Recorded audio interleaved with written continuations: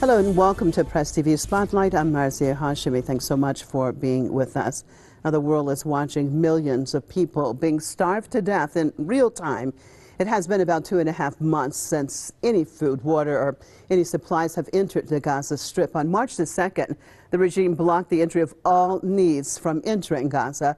No international organization or country has stopped the regime from its intentional torture and starvation of the Palestinian people. And this comes along with the consistent murder, bombing, and targeting of Gaza kids, women, and men.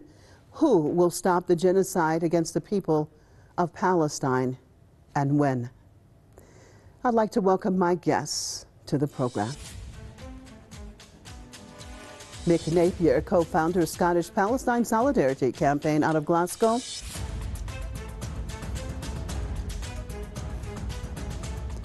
And Tony Gosling, historian and investigative journalist out of Bristol. Well, welcome to the program. Let's start it off with Mick. I mean, it was March the 2nd, Mick, when the regime cut off all food and supplies. But isn't the reality that food has consistently been used as a weapon by the regime targeting Palestinians in Gaza, I mean, since 2007? Yes, if anyone paid attention, the evidence was there in full view. I can't remember the guy's name, but one of the advisors to the Israeli government, a portly advocate, apparently made a joke in a cabinet meeting that the Israelis were not going to starve the Palestinians in Gaza. They were just going to, quote, put them on a diet.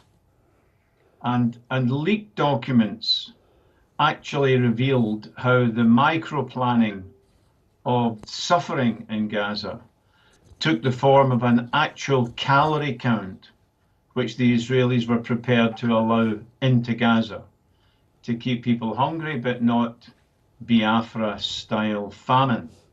Now, that's in the past, but the planning of hunger, a degree of hunger, has been very well known for a very long time. Food as a weapon of war is absolutely natural for the Israelis. Now, of course, those cruel phrases are out of date because they are imposing famine on the people of Gaza. And every agency that knows anything about food and food insecurity and the risk of famine says that of the over 2 million souls in Gaza, 500,000 are in imminent danger of famine, and everyone there is at risk. So yes, your language is very restrained. Every chancellery in Europe, North America, Canada, Australia, New Zealand, and so on, all the NATO countries plus Japan, etc., they know exactly what's going on. They have intelligence services who tell them that this is famine. For 70 days, all food Israel has tried to prevent going in. And the situation is as public as it can be. And what do we hear from London, Washington, etc.? A deafening silence from officialdom. So it's very clear that all these governments are not any longer complicit in the famine. They're either giving a green light to the famine, very clearly, or they're actively involved in it. So, for example, the UK government, their Air Force flew over Gaza over 500 times since October 2023, 500 overflights in which they gave intelligence to the killers below, to the Israelis on the ground. The British Air Force is a full partner in the genocide and in the construction of this famine. Yeah, well, let me get Tony in on this discussion. Tony, thanks so much for being with us. Now, the rogue Israeli regime has killed Palestinians in any way that it could, from starvation to burning them alive to shooting them while they tried to get aid. I mean, is there anything that the regime could do which would cause its Western and Arab backers to interfere and to stop it from committing these atrocities? Well, I think this is one of the great mysteries, in a way, of this horrific genocide. which has got a kind of medieval flavour to it. This is supposed to be a civilized democracy. Actually, what they're doing is they're behaving like barbarians, and they are absolutely failing to learn any of the lessons that we just had last week from the 80th anniversary of the Second World War. I mean, any of the lessons. So what we're seeing now is not just concentration camps, is we're seeing death camps. Exactly the same system that the Nazis used on actually a much bigger scale against a specific race. Hence, it's a genocide. So the question is, why are the Western governments going along with this? And I think the answer is that it's not just a medieval style crusader state that has been created in Israel, in the Middle East, but it's also a sort of medieval style of government that's starting to take hold here in the West, really ever since, I suppose, the 9/11 attacks, the war on terror, the so-called war on terror, but particularly since the accession of King Charles. He's, for example, had the nuclear force chiefs from the British Army and the French Army sitting with him in Windsor Castle. This is the sort of thing that the former Queen Elizabeth would never have done. She didn't take these sorts of, although she was commander-in-chief, of course, as well, she made sure that decisions like this were firmly laid in the hands of elected officials. And the idea of a monarch in our country is supposed to be that they can intervene to sort out a constitutional crisis if necessary, but generally hands-off. The trouble is with King Charles is he's taking a very hands-on approach. In fact, the only statement I can see that he's made specifically about the conflict has been, on one side or the other, has been to condemn Hamas as terrorists. Now, we know that the actual terror is coming from over the last 80 years or so, has been coming from actually from Israel. So we have a kind of despotic rule. And you know what? I think people in the Middle East can see that Britain is starting to behave constitutionally rather like the Gulf states, like Oman, Dubai, and Saudi Arabia. And that's why I think they're supporting each other, because this is a criminal class and they are looking after their friends in other parts of the world, whilst turning their back on their own population. Stay with me, Tony. Let me get Mick back in on this conversation. Well, Mick, I mean, do you remember this time last year when the U.S. said it was building a pier so it could get supplies into Gaza, that Washington made it seem like it was such a priority for it to get aid into Gaza? I mean, what happened if the priority was actually getting aid to the people of Gaza, that it's not even being mentioned or nothing is being done right now? Well, thank you for reminding me about that, because the developments have been coming so fast and furious that even with rising famine, I had forgotten about that gambit by the Americans to build a pier, which was suspicious all along. And it may have been really built for a military use, or it may have been built because Netanyahu does want Palestinians to leave Gaza in large numbers as quickly as possible. So it was a peculiar and a curious thing, and I've never really got to the bottom of it. But it's clearly pretty sick. It's clearly it's clearly pretty sick in that situation and in the situation that we're in now. I guess I would point to one thing, that yes, the naked, open exhortation to famine sometimes. I mean, the British Prime Minister Starmer said Israel has a perfect right to deny water to the people of Palestine, of Gaza. And if water is life, then that means Israel has a perfect right to deny life to all the people of Gaza. So you sometimes have this open exhortation to genocide, and sometimes it's just a diplomatic silence. But the complicity is very clear that while the regime in London is silent in atrocity after atrocity, now with rising famine, the beginning of the appearance of photographs of very, very emaciated children and adults, that there will be a price to pay. The price for the Palestinians, of course, is extermination. But the price for these regimes is incalculable as well, because since 1945, not before, but since 1945, the West has presented itself, portrayed itself and some of the leaders actually believe it possibly, as the defender of human rights, that white people in Europe and North America are civilized, superior to the rest. Now, the reality, of course, is utterly different to that. But this ideology was very strong because there was massive indoctrination from the early years of school through the mass media, universities, and so on. This took a hold, and it's now being shattered because it's very clear that many millions of people can see that the barbarians are not at the gate.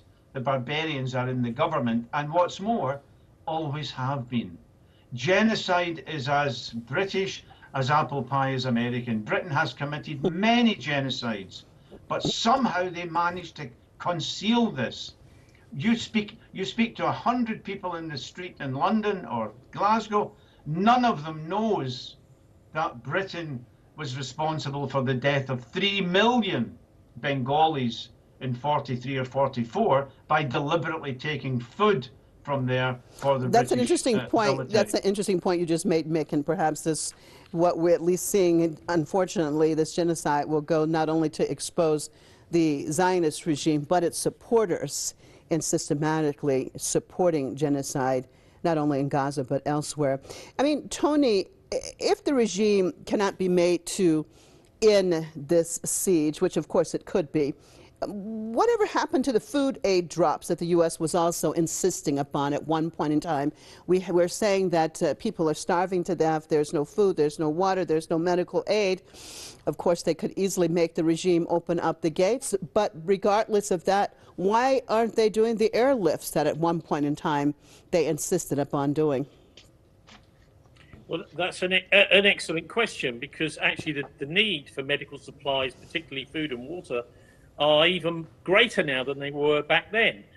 So there are, of course, many militaries around the world that could quite easily get this aid in, maybe reverse a few of the I believe it's between 3,000 and 5,000 lorries of aid that are waiting to get into Gaza right now, reverse a few of those to a nearby airfield and load them into the back of transport aircraft with parachutes on. They could go in there.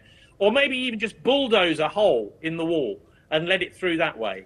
Because this seems to me amazing and unbelievable that the combined militaries of the world simply cannot bring themselves to do that.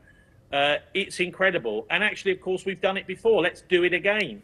But look, I'd just like to disagree with Nick about we.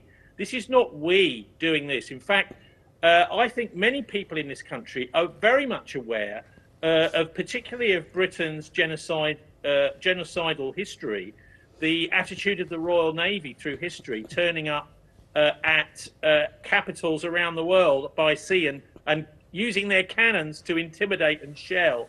They are aware of that, but this has got nothing to do with the British people, actually. Really, it's nothing to do with us. So this is a tiny elite, and they are concentrating their power.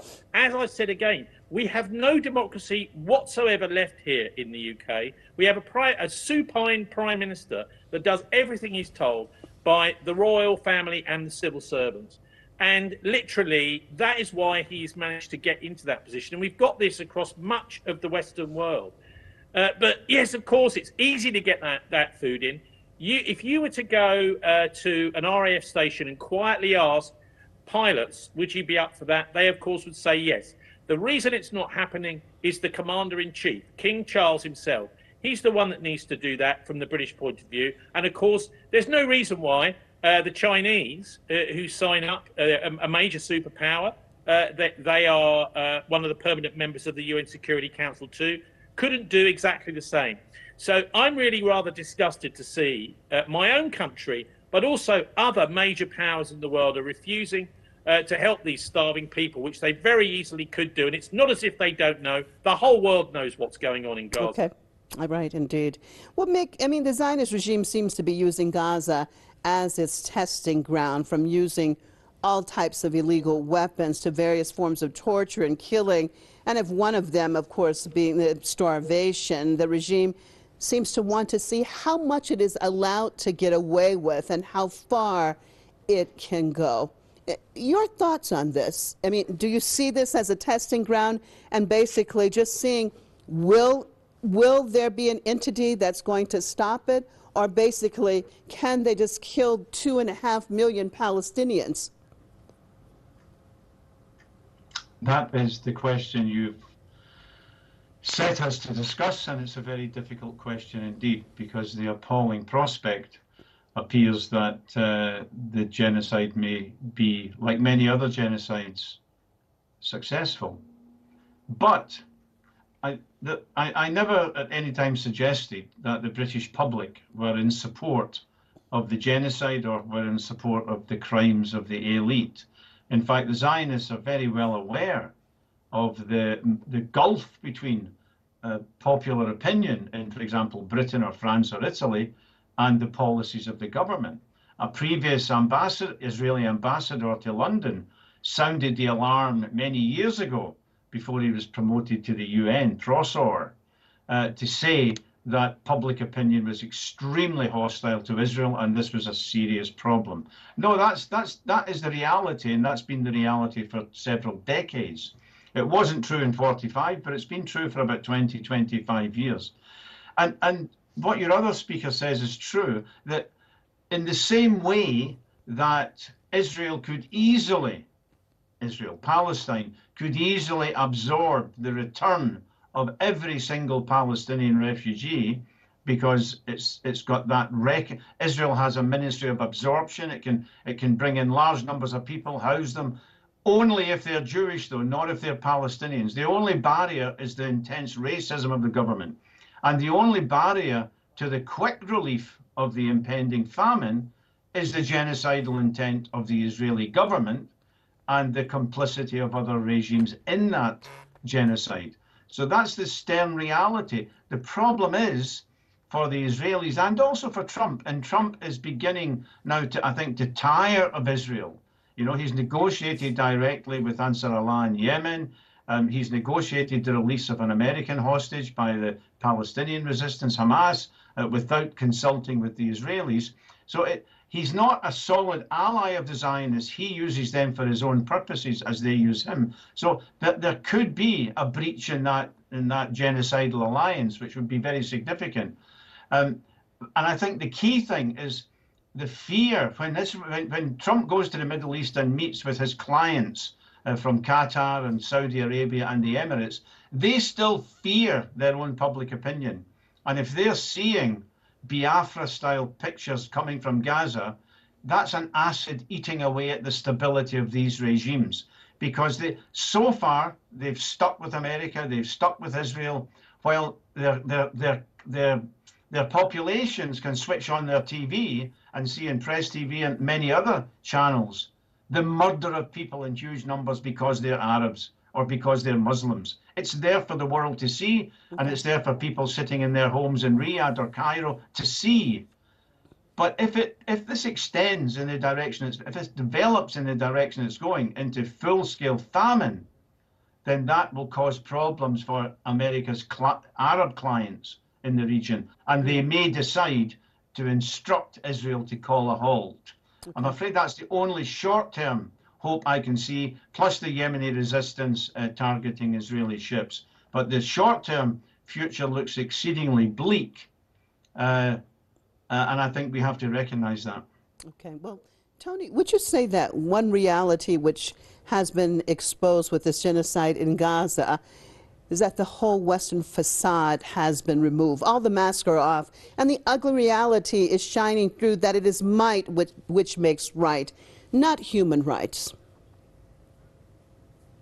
Well, I think much of the world has seen that. I'm not so sure that the Western world, Europe and the United States, so much has, because of the control by the mainstream media. I mean, for example, this program we're on now is blocked and banned in the UK. So although much of this is known by the rest of the world, the idea is to keep the population in the dark in many parts of the UK and other parts of Europe and the United States. I think one of the most important, that hasn't really been properly understood in the world, is that the Israeli and Zionist lobby has a much wider plan than just this genocide in Israel. For example, they are trying to start a war right now alongside Modi and the Indians, helping the Indians to do drone strikes into Pakistan. Now, this is a kind of extension, in a way, of the Zionist Islamic war that they're trying to cook up in the Middle East.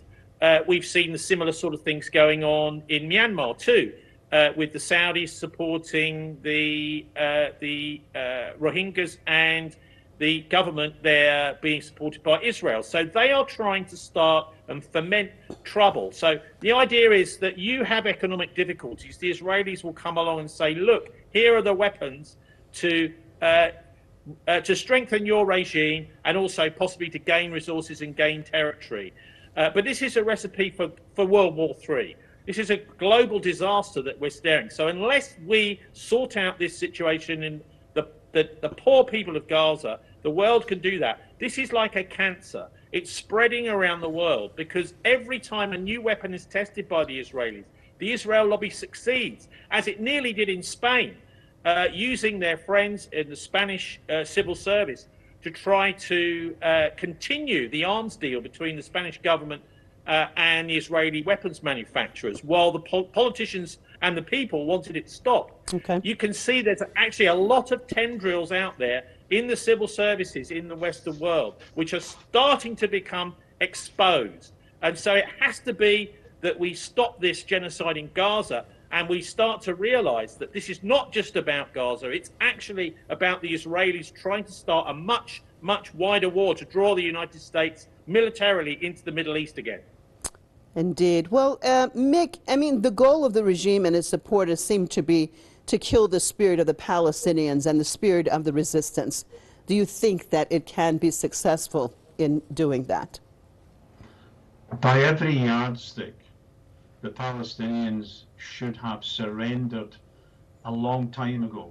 The power arraigned against them, America, the EU, Britain, Arab regimes allied with the genocidal state of Israel, the imbalance in power is unique in the whole history of asymmetric warfare, and still they resist. Today they negotiated with America. They weren't defeated. You don't negotiate with people who are crushed. Britain didn't negotiate with the Nazis after 1945. They defeated them utterly and they surrendered unconditionally. There is no unconditional surrender from the Palestinian resistance or from the Yemeni resistance and from other resisting elements around the Middle East. So no, I don't think they will crush the Palestinians unless they exterminate them to the last man and woman. Because never in the field of history have we seen such amazing ability. And the lessons of Gaza will be taught in staff colleges around the world, where a war that was seemingly impossible, and perhaps I certainly 2 years ago would have thought that this was completely impossible given the objective factors, the lack of jungle, etc., etc.